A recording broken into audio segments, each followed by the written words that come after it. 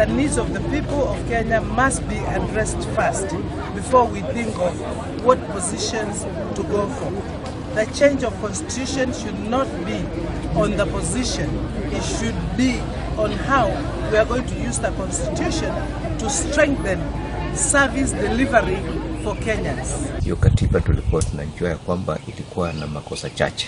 Mimi kama mheshimiwa ya Mwingi Central, mimi naunga hiyo mkono na nitasimama kindede kushika mkono ndio tubadilishe. We need a lean government. At the moment in this country there is overrepresentation, and if at all we are going to raise up the issue of referendum, we have to look at the economic impact first, and how is it going to benefit the livelihood of the common people.